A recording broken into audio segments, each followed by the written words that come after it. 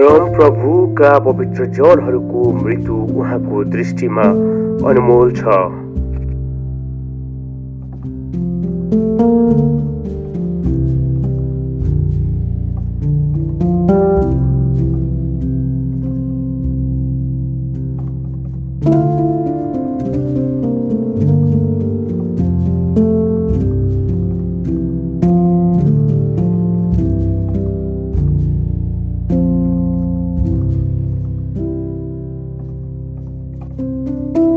स्कचिङ गरेर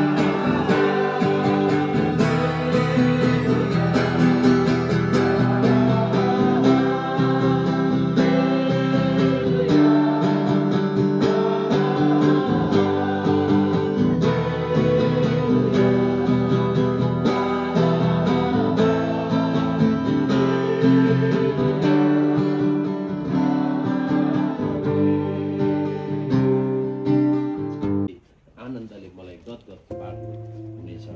तपाईँको दाहिने बहुलीमा अनन्त आनन्द छ। हाम्रो लागि यो दुःख र शोकको दिन हो, तर बिर्सनु हुँदैन कि दिवंगत परिवार जो बित्नु भएको छ व्यक्तिका लागि चाहिँ आजको दिन खुसीको समय हो। हाम्रो लागि दुःखको समय छ। हाम्रो परिवार हामीले गुमाएका छौँ, हामी फेरि फेर्दैनौँ भन्ने हामी सबैजना नमस्कार। हजुरहरू आज यस ठाउँमा चिसो वातावरण हिउँ परे तपाईँ मेरो हाम्रो बहसको लागि तपाईँहरू सबै भेला भइदिनु धेरै धेरै धन्यवाद छ। म यहाँनिर छोटो बुबा छोटो जीवनी गवाई भन्न पनि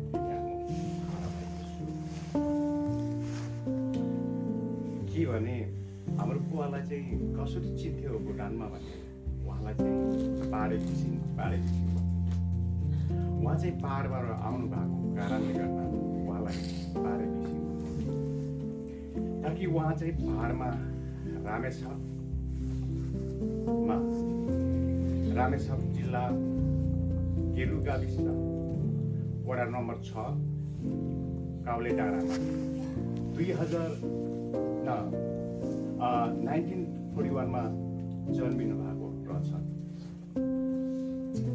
उहाँ 1941 मा जन्मिनु भयो ताकि जन्मेको केही वर्षपछि बोजू उहाँ चाहिँ इमान सिंह घिसिङ र बोजूको नाम मलाई याद भएन, उहाँबाट जन्मिनु भएको रहेछ 1941 मा।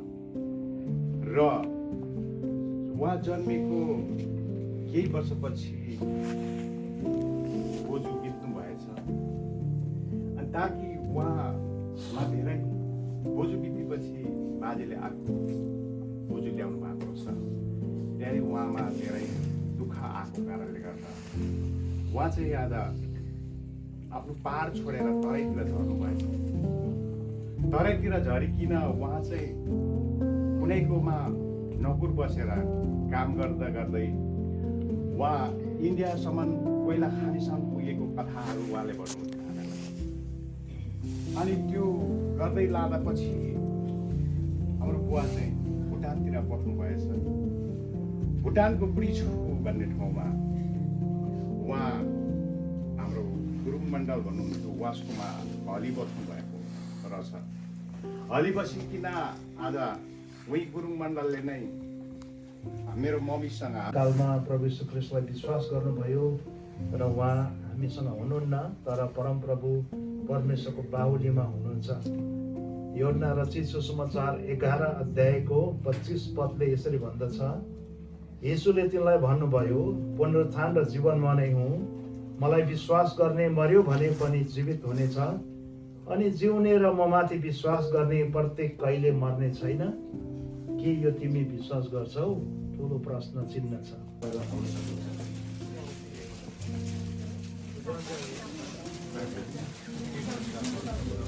लाइनमा आउनुहोस् है तपाईँहरू सबै।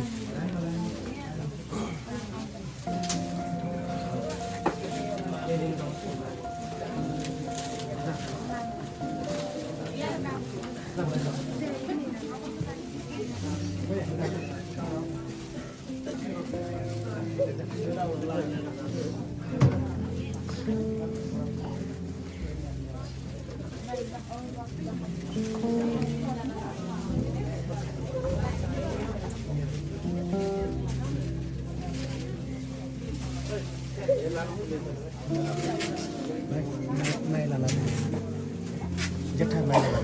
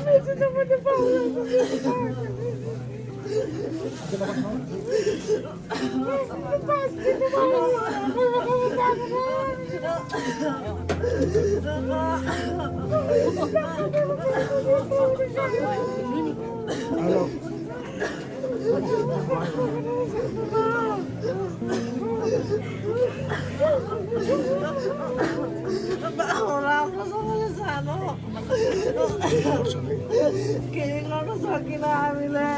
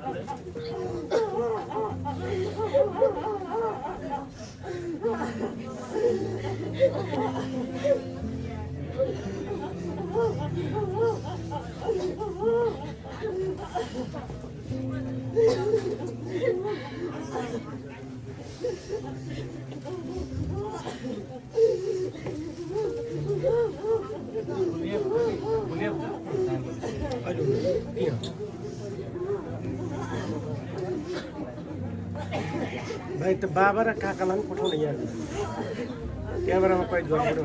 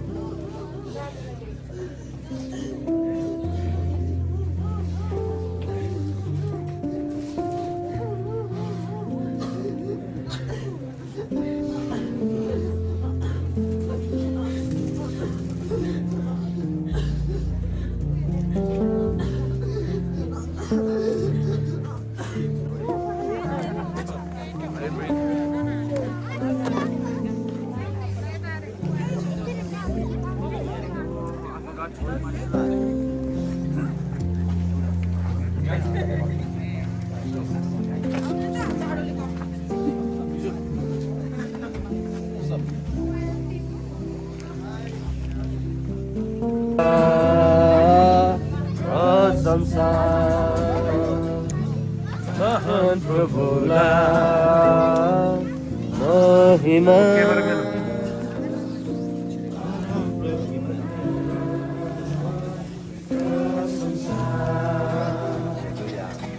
मेरो जीवनको चाहना मेरो जीवनको चाहना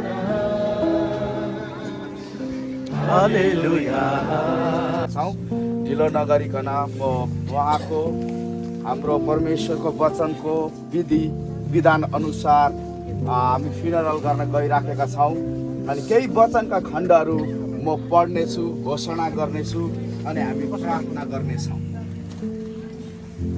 मानिस आमाको गर्भबाट जन्मिँदा हामीले शरीरमा मात्रै जन्मेको देख्छौँ। वास्तवमा एउटा मानिसको जीवनमा दुई प्रकारको शरीर छ भन्छ बाइबलले। एउटा स्वर्गीय शरीर छ र अर्को चाहिँ भौतिक शरीर छ, जसलाई हामी पार्थिव शरीर पनि भन्छौँ। स्वर्गीय शरीरको तेज एक प्रकारको छ, जुन स्वर्गीय शरीर अहिले उहाँसँग छैन र यो शरीर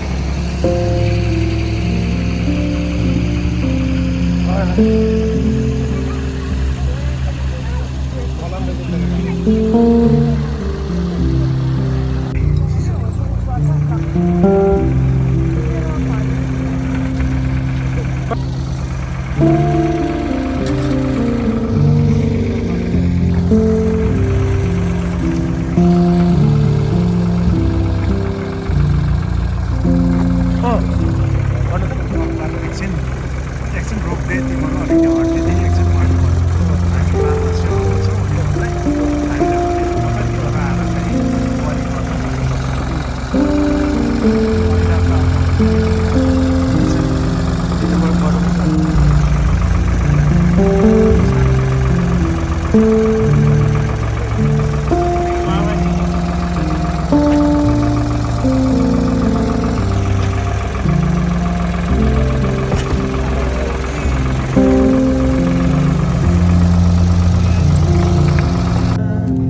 परम प्रभुलाई प्रशंसा, यो मेरो जीवन